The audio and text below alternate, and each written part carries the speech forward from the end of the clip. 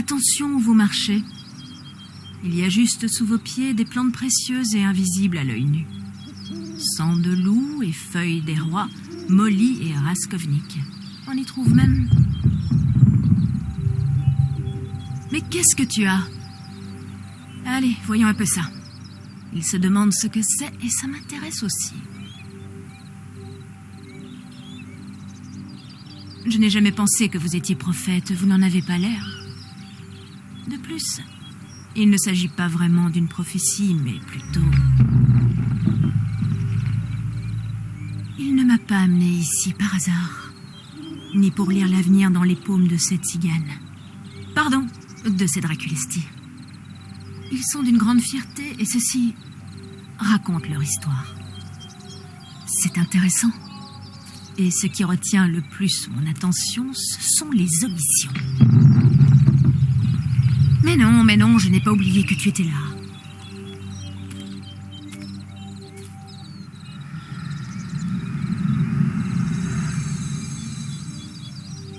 Voilà.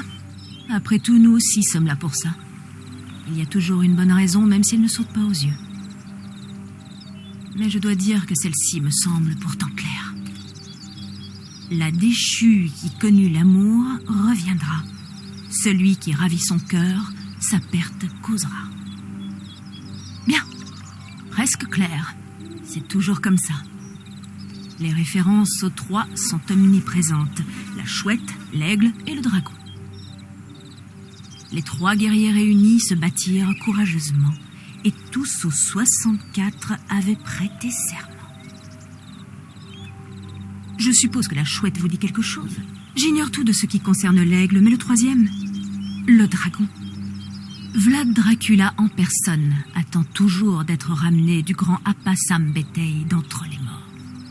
Ce qui ne manquerait pas d'intérêt quand on pense à ce que l'histoire en a fait. Dans ma branche, on apprend vite à se méfier des historiens. Ce que je sais, c'est qu'il affronta Mara, sa fiancée, qui était devenue vampire, mais qu'il ne parvint pas ou ne voulut pas l'anéantir à tout jamais. L'amour, voilà bien une chose déplorable. J'ai appris à m'en préserver. Nous savons aussi que Mara est de retour à la tête d'une immense armée de vampires et que son objectif est quelque part dans les montagnes, échappant à notre entendement. Et celui qui prit son cœur, Dracula, est le seul être capable de la bannir à nouveau. Appa Vie et Appa Moarta. L'une est l'eau de la vie, l'autre l'eau de la mort, les deux moitiés d'un cercle qui doivent rejoindre l'Apasambetei. Je peux supposer qu'elle pourrait déclencher une réaction chimique qui extirperait sa force vitale du grand océan dans lequel elle flotte depuis si longtemps. Comme une graine. Ça ressemble à ce que je fais avec mes fleurs. Quelque chose croît et fleurit à partir de presque rien. À Pavillé, le jour se montre au levant.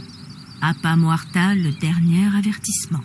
Réunis dans sa tombe pour ramener le dragon, qui nous débarrassera enfin de son épouse à la con. J'adapte un petit peu, évidemment.